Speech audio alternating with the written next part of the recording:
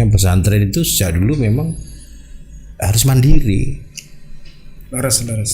Jadi jangan sampai pesantren ini ngejip nih. Jadi agama ini tidak bisa sempurna kalau tidak disertai dengan dunia. Sehingga keberhasilan santri itu bukan di pondok. Betul. Pondok pinter, pondok ngalim, enggak. Tapi bagaimana santri itu sangat luar biasa. Loh, setelah mereka keluar itu terus kemana? Tapi kadang-kadang banyak pesantren yang masih banyak ngugemi. Wah, itu masuk politik, itu nyalai aturan. Saya begini, bagaimana santri sekarang ini, gitu, semua standarnya agak kita turunkan. Apa standar kita turunkan? Sebenarnya santri itu harus, ini sebuah pengakuan yang luar biasa. Negara ini mengakui legitimasi santri.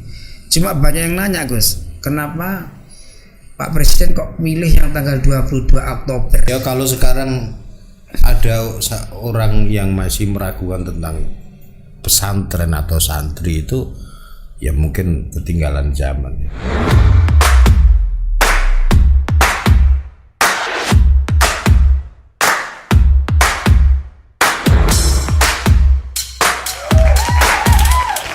Assalamualaikum warahmatullahi wabarakatuh. Waalaikumsalam warahmatullahi wabarakatuh. Sahabat podcast Kemenak Kota Madiun, alhamdulillah jumpa lagi bersama kami dengan podcast Kemenak Kota Madiun. Hari ini akan kita bahas bersama dengan narasumber kita dengan tema yang sangat luar biasa, yaitu tentang pondok pesantren dan santri.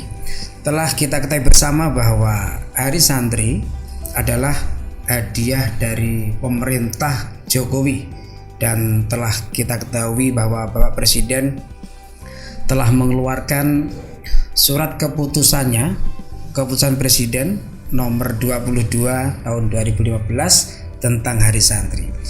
Ini adalah sebuah pengakuan yang luar biasa, pengakuan negara terhadap eksistensi santri dan keberadaan santri di Indonesia. Dan tentu nanti akan kita berdiskusi panjang lebar dengan tema Hari Santri dan filosofinya kenapa Hari Santri itu harus tanggal 22 Oktober. Tentu ada makna tersendiri. Kenapa tidak tanggal 1, tanggal 3 atau tanggal 5? Nanti juga akan kita berdiskusi tentang santri sejak zaman dulu sampai sekarang yang akan datang seperti apa santri itu kontribusi kepada bangsa dan negara. Juga kita akan bahas, kita berdiskusi tentang keberadaan Ponpes, kiprahnya, kontribusinya, perannya seperti apa kepada bangsa dan negara. Baik sahabat podcast Kemenak Kota Madiun, sudah tidak sabar lagi akan kita sapa narasumber kita yang sangat berkompeten dan ahli di bidangnya, yaitu beliau Bapak Ki Haji Agus Mustafa Izzuddin MPDI, pimpinan Pondok Pesantren Al-Mardiyah, sekaligus adalah Ketua PCNO Kota Madiun. Mari kita sapa. Assalamualaikum warahmatullahi wabarakatuh, Gus. Waalaikumsalam. Sehat nggih? Alhamdulillah. Sabahul khair, Gus. Sabahul nur. Gus, ngomong-ngomong begini, Gus.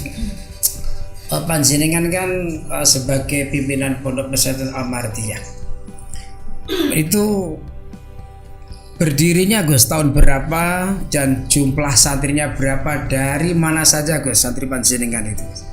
Ya. Kalau Al-Mardiyah berdiri baru tahun 2010. Saat itu mungkin baru 13 santri. Alhamdulillah sekarang di 2023 ini sudah mencapai hampir 750. Oh, luar biasa. 13 tahun berarti ya, Gus ya? Insya Allah. Ya.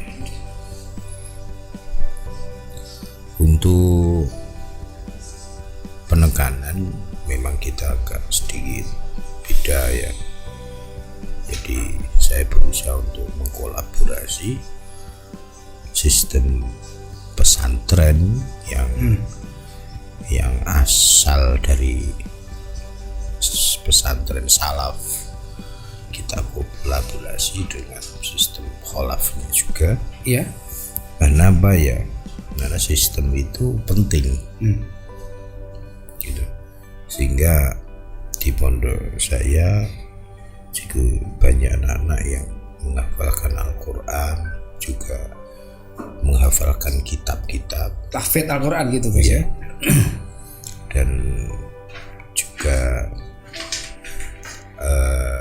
apa itu di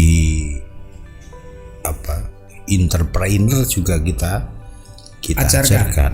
Gitu. Luar biasa. Sehingga dengan konsep pesantren mandiri itu alhamdulillah kita juga bisa melaksanakan. Jadi artinya pesantren itu sejak dulu memang harus mandiri. Leres. Jadi jangan sampai pesantren ini ngejip nih. Apalagi sing dijip nih kemenak nih kan. Mesane kan gitu kan. Dari situlah sehingga kita mau menginginkan nanti produk-produk santri itu secara keilmuan itu jadi mereka mampu di bidang keilmuannya yaitu tafakuh fiddin, juga hafal Quran gitu. Tapi ya pinter nyambut gawe, entrepreneur ya gitu. Karena kalau saya mengutip di Ikhya itu kan gimana? Jadi la yatimuddin illa bidunya. Jadi agama ini tidak bisa sempurna kalau tidak disertai dengan dunia. Orang berjuang tanpa dunia ya lucu. Gitu loh. Sehingga jangan sampai nanti santri-santri pulang itu cuma bisanya ngajar, ngaji, TPG, ngaji terus, tapi dia tidak bisa aktivitas yang lain untuk bisa menghasilkan ekonomi. Sehingga saya juga mengambil dari mengkutip satu ayat. Jadi yang ayat itu panjang, yang terakhir itu kan ada liyungdziru qaumahum idza raja'u ilaihim. Surat apa itu guys? Suratnya saya lupa ya. Ayatnya gitu. Jadi itu kan liyatafaqahu fiddin kan gitu. Jadi liyungdziru qaumahum idza raja'u ilaihim. Sehingga keberhasilan santri itu bukan di pondok. Betul. Pondok pinter, pondok ngalim, enggak. Tapi bagaimana santri setelah pulang? Manfaat. Lah, pulang itu bisa liyungdziru qaumahum. Jadi peran sosialnya itu kuat. Muncul. Ya. Sehingga jangan merasa bangga santri-santri yang pinter di pesantren. Bisa ngaji. Nah, cuman bisa ngaji atau mungkin baca Quran gitu ya guys. Lebih penekanan pada ya dapat ranking atau mungkin dapat juara dan seterusnya. Enggak, santri itu sukses itu ketika dia pulang. Jadi lah inilah nanti ketika ini digabung, ketika kita melihat setiap 1 tahun di Indonesia ini pesantren tuh mengeluarkan berapa ratus ribu atau mungkin juta angkatan santri yang keluar dari pesantren. Dari alumni se-Indonesia ya guys. Iya. Ayo dilihat di setiap daerah ketika alumni pesantren itu berperan. Itu luar biasa. Itu sangat luar biasa. Loh, setelah mereka keluar itu terus kemana? Jejaknya hampir tidak bisa diikuti. Terus peran-peran santri-santri itu setelah pulang kemana? Ini loh yang menjadi PR kita, pesantren-pesantren untuk hari ini. Kalau dahulu mungkin pesantren itu memproduk santri untuk tafakuh fiddin, ngalim, karena memang dulu itu kiai itu jarang ya. Nah sekarang tidak cuma harus tafakuh fiddin, gitu loh. Jadi santri harus mampu menjadi apa saja. Jadi santri mampu memimpin. Kalau memang ada santri yang bakat pada politik ya silakan masuk di politik. Sekarang udah banyak ya guys. Nah Tapi kadang-kadang banyak pesantren yang masih banyak ngugemi, wah itu masuk politik itu nyalahi aturan. Maaf, saya tidak pernah masuk di politik dan saya juga nggak cocok. Tapi saya memberikan peluang bagi santri-santri. Iya. Kalau berpolitik, Lah, kalau kowe duwe bakat, silakan berpolitik. Lek ora duwe bakat ora usah. Kalau kamu bakatnya dagang, silakan berdagang. Kamu bakatnya bertani, silakan bertani. Dan semuanya, dan semua santri itu oleh Allah juga diberikan satu keistimewaan. ya.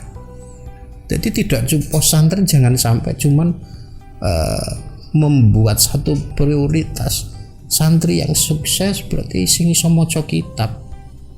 Bukan, ya guys ya. Nah, gitu loh. Ya. Ini mungkin ini kalau saya terapkan gitu ini kan. Jadi kalau dia santri bisa berolahraga, ya udah kita siapkan untuk setiap hari fasilitasnya lari. ya. Kemarin saya itu juga tergugah karena ada santri saya yang ternyata di juara olimpiade olahraga menang kan gitu loh. Gitu ya, wah luar biasa. Aku ya gumun. Di mana Gus? Ya setingkat apa ya? Setingkat Kabupaten apa provinsi? Kabupaten terus akhirnya dibawa ke provinsi Jawa Timur gitu. Wah luar biasa. Ini. Itu santri pondok pesantren. Iya. Jadi ada lagi di bidang apa itu kayak gini ini apa ini bidang yaudah kalau memang dia pintar di situ ya udah dibiar teguh. Digeluti, mantap deh guys ya. Jadi pada prinsipnya saya begini, bagaimana santri sekarang ini gitu, semua standarnya agak kita turunkan. Apa standar kita turunkan? Sebenarnya santri itu harus satu, sholatnya sudah benar. Iya. Jadi ngerti batal haram, wudhunya sudah benar, cara nutup aurat sudah benar, ngerti najis, ngerti bagaimana bertoharah. Iya. Itu aja. Iya. Ini yang harus menjadi standar pokok. Sehingga nanti ketika santri-santri itu Pulang kampung, sehingga umum ya dia itu nanti menjadi politisi gitu. Paling tidak dia nanti menjadi politisi sholatnya wis bener. Gitu loh. Ketika dia nanti menjadi seorang saudagar atau apa, sukses pengusaha, iya. sholatnya udah bener, wudhunya udah bener. Ayo kita lihat aja, banyak pejabat-pejabat yang wudhunya aja nggak karu-karuan. Bener. Baru wudhu ya ke situ ya, belum sholatnya. Nah, makanya saya mikirnya ke situ. Udahlah, pokoknya santri itu standarnya yang paling rendah dulu aja. Iya. Sebenarnya sholat wis bener, gitu, wudhu bener, nutup aurat bener, dah. Ini untuk tahap pertama santri sudah sukses. Nah ini untuk tahap berikutnya, mulai kita pecah. Jadi santri yang punya bakat kayaknya untuk membaca kitab, untuk kita fokuskan. Oh gitu. Mulai ada pentakasusan. Iya. Dikelompokkan gitu ya Gus ya. Dikelompokkan. Sehingga alhamdulillah ya, kayaknya metode ini diterima. Gitu loh. Jadi metode saya ini diterima, kenyataannya saya mendirikan 2010, 2023 ini 13 tahun sudah 750-an. Wah, luar biasa, 700 lebih ya. Dan saya juga mengkonsep pesantren ini untuk sangat mandiri. Oke. Gitu, sangat mandiri. Dan alhamdulillah pernah saya ditanya gitu, Gus, kok bangun terus itu dari mana? Gitu. Dikirain mungkin saya punya link ke pusat atau dapat bantuan gitu ya. Inilah mindsetnya yang harus dirubah. Gitu loh. Ya kita mengelola itu. Betul. Ya ketepaan saya sendiri juga punya lahan pertanian. Alhamdulillah. Santri bukan saya suruh macul, bunda. Salah kalau santri hanya suruh macul, suruh enggak, santri untuk mikir bagaimana nanam yang baik. Memanage nah, ya. Maka saya ajarkan untuk cara menanam yang baik, cara bagaimana mengkolaborasi pupuk. Terus sampai hari ini saya sudah punya greenhouse 4 di pertanian. Di mana Gus? Di Demangan atau di wilayah mana? Ya di wilayah kota. Oh gitu ya. Itu. Jadi greenhouse saya 4. Kemarin banyak liputan yang ingin yang ingin meliput greenhouse saya. Di bidang perikanan juga saya punya, jadi saya juga ya mulai lele, gurame. Bagian dari peternakan saya juga punya. Gitu. Itu bagaimana limbah pertanian saya kelola. Akhirnya saya ajarkan ke santri-santri, iki bisa dadi pakan. Gitu ya Gus ya. Jadi pakan nggak usah beli. Nggak usah. Jadi dari limbah itu cukup. Iya. Dan itu, lah ini santri saya ajarkan itu bukan untuk ngarit. Lucu. Gus, berarti pelajaran mendatangkan dari luar teknisinya itu. Enggak, tekniknya saya sendiri. Oh. Luar biasa. Jadi Gusti Allah itu sudah memberikan kita keilmuan-keilmuan yang banyak. Iya. Ya ini ilmu yang paling bagus tuh kita harus belajar sendiri. Tinggal ngetrakpan aja Gus ya. Subhanallah. Nggih. Gus dan sewu. Pak Presiden Jokowi kan sudah mengeluarkan keputusan presidennya nomor 22 tahun 2015 Gus tentang Hari Santri. Ini sebuah pengakuan yang luar biasa. Negara ini mengakui legitimasi santri. Cuma banyak yang nanya Gus, kenapa Pak Presiden kok milih yang tanggal 22 Oktober? Mungkin Gus Pak bisa menjelaskan makna filosofinya. Kok 22 Oktober nggak tanggal 1 atau 5, 10 enak dihafal itu sama bangsa Indonesia. Gimana itu Gus? Ya memang karena ketepaan bangkitnya santri di 22 Oktober dengan apa itu sejarah resolusi jihad. Resolusi jihad. Sehingga bagaimana santri untuk diajak sama kiai-kiai Mbah Hashim dan semuanya para masyayikh itu digelurakan semangatnya di 22 Oktober untuk mengorbankan jiwa raganya untuk mengusir penjajah.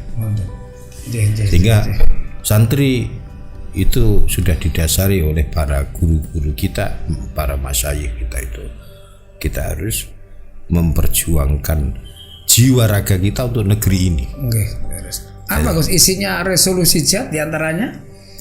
Kan banyak sekali perjuangan itu ya. Iya, semuanya kan akhirnya kan meletusnya apa itu setelah ada resolusi jihad meletusnya 10 November itu. Oh. Ya. Yang mencetuskan resolusi jihad Gus. Mbah Hashim. Mbah Hashim Asy'ari. Iya. Hashim Asy'ari. Nggih. Gus, subhanallah, ternyata Hari Santri yang ditetapkan 20 Oktober itu memiliki makna yang sangat luar biasa. Semangat patriotisme melawan penjajah dengan lahirnya resolusi jihad.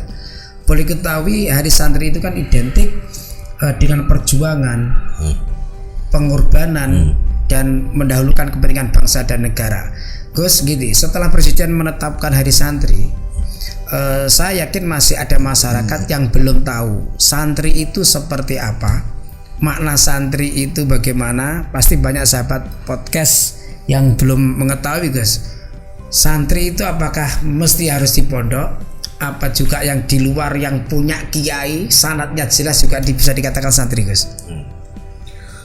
Ya santri itu unik ya, nama dari para kiai dulu. Kenapa kok membahasakan santri? Itu bahasa apa tuh Gus? Jawa apa bahasa Indonesia santri? Jadi ya bahasa Jawa ya. Santrik gitu ya. Jadi kenapa tidak diistilahkan murid atau diistilahkan apa itu siswa? Sehingga disinilah mungkin harus kita pahami gitu, betapa santri itu sebagai satu konsep pendidikan seorang guru dengan murid. Kenapa kok dinamakan santri? Itu nanti akan beda.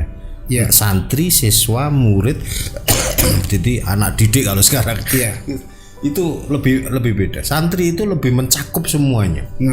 Okay. Jadi karena peran seorang kiai guru itu tidak cuman mentransformator ilmu kan. Yeah. Jadi itu nanti dinamakan kalau seperti itu ya cuman murid siswa itu. Guru teko mulang selesai pulang gitu. Kalau santri enggak. Okay. Jadi hubungan dohir batin, hubungan keilmuan dan hubungan semuanya antara Pak Kiai, Ustadz, santri. Iya. Maka santri kalau di sekarang ini dipisah menjadi dua.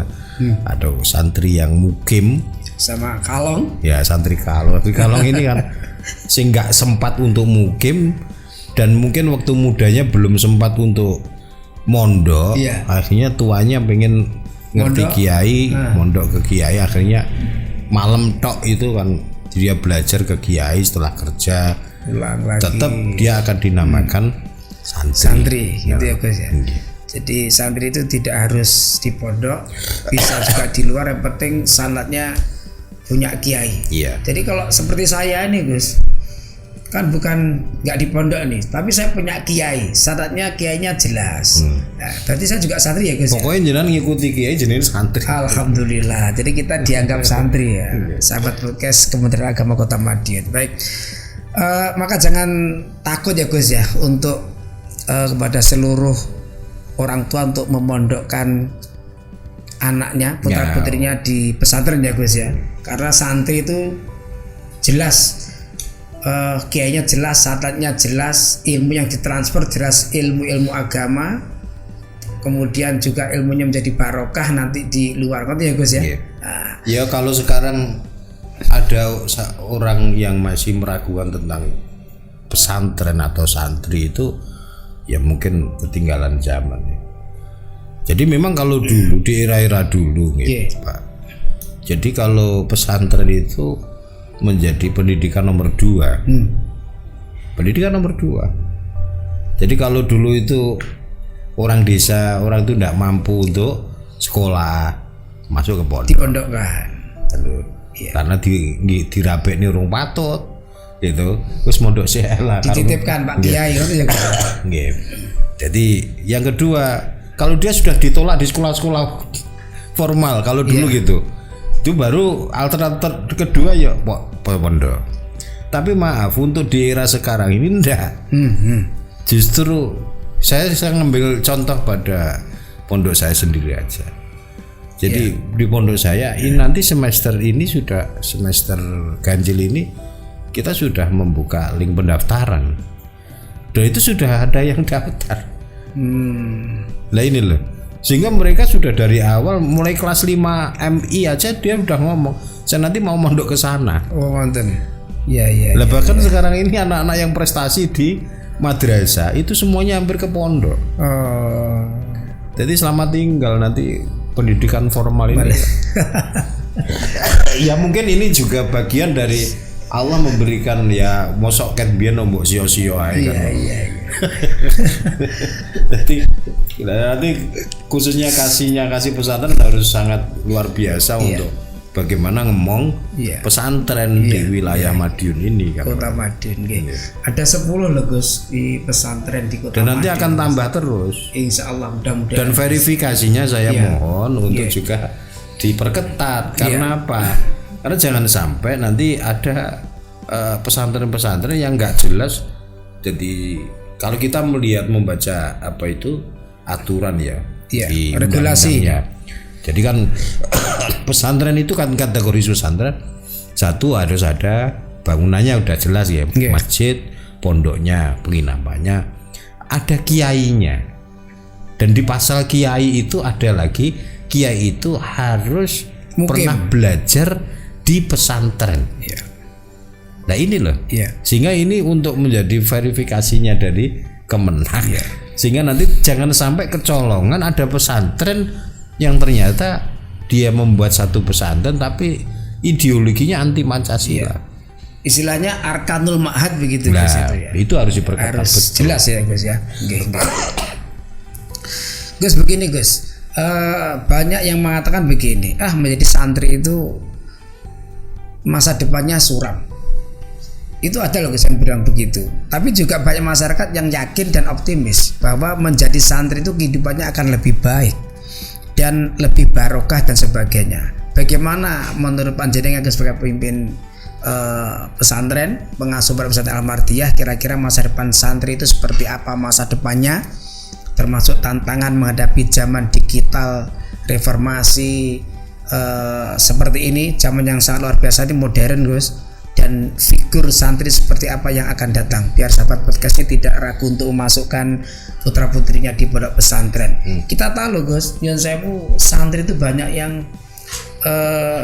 menduduki jabatan tertinggi. Gus Dur dari presiden. Presiden berarti kan di bawahnya masih banyak lagi. Nanti Gus, bagaimana Gus melihat tafsiran masyarakat kok anak di pondok itu kok masa depannya suram? Gimana menurut panjenengan ini? Itu mungkin penafsiran yang orang-orang dahulu. Kalau sekarang enggak kok. Sekarang enggak. Jadi ternyata orang tua sekarang ini, karena kan memang gini, orang tua itu sekarang, karena memang kalau biasanya penerimaan santri baru di pondok saya gitu aja. Kita mesti ada interview wali santri, calon wali santri. Wonten ya Gus. Iya, pasti. Wali santri juga diinterview. Iya. Karena kita juga pengen jajaki. Iya. Gitu. Termasuk salah satu interview yang kita lontarkan untuk diisi oleh wali santri. Kenapa Dimasukkan pondok Anda memondokkan anak? Gitu. Rata-rata jawabannya 80% itu supaya anak saya tidak nakal. Oh gitu ya Gus ya. Wah, luar biasa. 80%. Supaya anak saya tidak nakal. Wonten ya Gus. Jadi sekarang ini wali murid, wali orang tua. Wali santri. Enggak, sekarang orang tua. Itu sudah tidak berspekulasi lagi tentang anak saya nanti ke depan jadi apa. Saya ini betul-betul Pak, setiap tahun saya menjajaki wali santri. Iya. Gitu loh. Jika kalau orang dulu itu sekolah, nanti kamu jadi apa? Kan gitu kan? Iya. Saya nanti sekolah ke sana, saya kuliah ini, saya supaya jadi ini. Sekarang orang tua itu sudah tahu kalau sekolah ataupun lembaga pendidikan tidak ada yang bisa menjamin kesejahteraan anaknya. Iya betul. Waris itu kan Allah yang ngatur ya Gus. Iya. Jadi jangankan kok pesantren gitu loh, nyapo mondok sudah diopo. Sekarang saya balik tanya, iya. Apa anak jenengan kalau sekolah di salah satu pendidikan terfavorit pun mungkin di Madiun, di SMA atau mungkin di SMK atau mungkin di Aliyah mungkin gitu. Iya. Apa pasti ada jaminan anak jenengan nanti akan jadi seseorang? Iya, bisa kerja. Belum tentu kan gitu Gus ya. Iya. Makanya di situ. Jadi orientasi orang tua sekarang sudah berbeda, Pak. Iya. Nah, yang tidak mau dispekulasi itu apa? Anak saya nggak pengen spekulasi anak saya nakal. Wes toh paribasane gini, orang tua. Jenengan punya jadi orang tua saya juga. Iya. Untuk apa anak saya sukses? Tetapi nanti akhirnya menyakiti hati kita. Leres. Gitu loh. Paribasane awake dhewe nanti ketika sudah tua, kembalinya siapa yang akan merawat kita? Iya, yang ini ya Gus ya. Iya. Gitu loh. Nggih. Saiki ngoten. Jadi ketika anak kita nanti punya apa itu kesolihan, punya dedikasi terhadap orang tua, ini pasti toh. Paribasane anak dhewe niku melarat toh. Iya. Terus ngeramut awake dhewe niku tenanan apik. Kita bangga kok, Iya, Pak. jaminan surga ya Gus ya. Nah ini loh. Sekarang ini mungkin salah banyak kalau masih ada orang tua kok mikir mondok ada di opo. Iya. Ya ternyata Gus, kalau saya membaca literasi ya Gus ya, nyun saya kepala kemenak se-Jawa Timur itu rata-rata alumni pesantren loh. Iya. Kan luar biasa. Berarti kan alumni pesantren di pondokan itu sudah tidak diragukan lagi kan gitu ya Gus ya. Lah sekarang angkatan kemenak sekarang ini, kepala kemenak ini mungkin angkatan saya gitu. Iya, leres. Jadi angkatan saya itu satu Jawa Timur rata-rata pernah mondok semuanya. Semua Gus, rata-rata. Pasti itu, iya. Termasuk kasihnya. Insya Allah. Jadi kalau sekarang gini, kamu nggak mondok, gak keren. Iya, leres ya. Iya. Masuk pesantren keren gitu ya. Kamu nggak mondok, gak keren. Ya itu. Ya saya Bu. Ini hari santri kan sebentar lagi kan. Insya Allah hari Minggu itu 22 Oktober nanti akan ada upacara. Temanya Hari Santri tahun 2003 ini adalah jihad santri jayakan negeri, Gus. Nah, jihad santri ini yang jihad bagaimana? Kita sudah tidak masuk di zamannya Rasulullah. Kalau zamannya Kanjeng Nabi jihad itu kan perang, Gus ya. Perang. Kita daftar Kanjeng Nabi menjadi sahabat khalifah, kita ikut perang. Nah, jarak antara kita dengan Kanjeng Nabi kan udah ribuan tahun, Gus. Nah, ini makna jihad santri jayakan negeri ini yang bagaimana nih, Gus? Jadi kita santri-santri ini nanti akan berjihad ketika pulang dari pesantren untuk mengisi negeri dan bangsa ini, untuk memajukan negeri dan bangsa ini. Ketika nanti nyuwun sewu, ketika nanti yang menjadi tambuk pemimpin di bangsa negeri ini para santri yang sudah moralitasnya terbentuk, ya. Karena apa nggak jaya negeri ini? Ya, luar biasa. Gitu loh. Moral, lah, attitude, ya Gus ya. Jadi kan semuanya sudah ada. Ya. Gitu loh. Sehingga disinilah nanti santri akan berperan di semua lini. Yang ada jadi pejabat, ada yang jadi petani, ada yang jadi pengusaha. Iya. Kalau semuanya nanti itu pernah mondok, nyantri.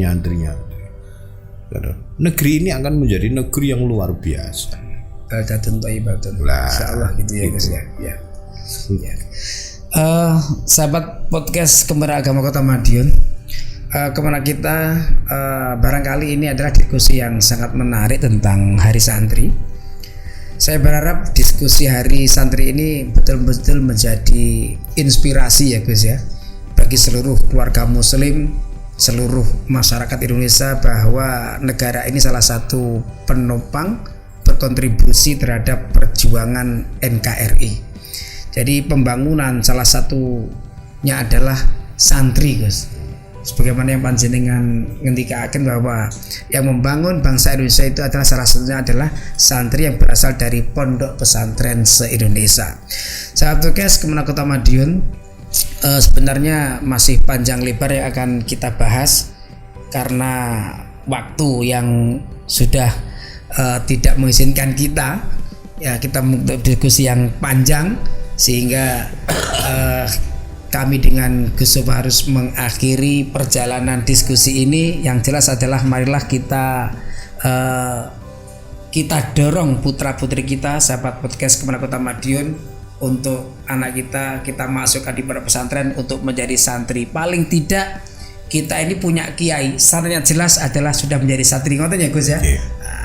Bapak sekalian, untuk sahabat podcast Kemenang Kota Madiun, barangkali itu yang dapat kami sampaikan dengan beliau Gus Sofa Izzuddin, pengasuh pondok pesantren Al-Mardiah sekaligus PCNU Kota Madiun. Jangan lupa, insya Allah kita akan ketemu lagi di tahun-tahun yang akan datang dalam channel podcast Kemenang Kota Madiun. Barangkali itu saya akhiri. Assalamualaikum. Saya untuk pesan ya. Jadi untuk semua kaum muslimin muslimat khususnya ya, kalau mau mondokkan anak, itu tolong sekarang ini memang pondok sudah mulai menjamur ya, banyak. Maka saya ingatkan, kalau mau mondokkan anak, lihat dulu gitu siapa kiainya, gitu loh, siapa kiainya. Dan kiainya ditanya dulu pernah mondok di mana, sangatnya gitu. Jelas ya Gus ya. Itu yang paling penting. Daripada nanti menyesal, karena kemarin ya banyak itu pengaduan ke saya. Jadi jangan tergiur dengan kemegahan gedungnya mungkin ya Gus ya. Kemegahan gedung dan mungkin ada apa itu gratis atau apa itu. Itu tolong gitu. Kalian sudah punya niat baik untuk didik anak menjadi santri, tapi malah masuk ke tempat yang tidak benar kan, ya iman-iman. Gitu. Sehingga itulah mudah-mudahan saya juga yang kedua pesantren-pesantren khususnya di Madiun ya, ayo kita galakkan seperti konsep pesantren yang dahulu, pesantren mandiri. Artinya kita bisa kok untuk mengelola pesantren tanpa harus kita terlalu banyak berharap tentang bantuan. Ya. Kenapa? Ya kita fokus untuk membangun itu. Ya. Kemandirian pesantren. Nah, kemandirian pesantren ini ayo kita galakkan. Dan ini tugasnya mungkin Kemenak untuk juga mendorong untuk bagaimana pesantren itu bisa mandiri. Oke. Gitu. Kalau nanti pesantren nanti sama mandiri pun enak jenengan nanti. Makmur santrinya Gus. Mungkin itu aja pesan saya. Alhamdulillah. Jadi pesan-pesannya dari Gus Sofa ini mari kita sosialisasikan juga ya kepada sahabat podcast Kementerian Agama Kota Madiun khususnya dan punya seluruh masyarakat Kota Madiun. Barangkali itu Gus, terima kasih atas kehadiran panjenengan. Sekali lagi jangan lupa like di channel podcast Kementerian Kota Madiun. Saya akhiri. Assalamualaikum warahmatullahi wabarakatuh. Waalaikumsalam.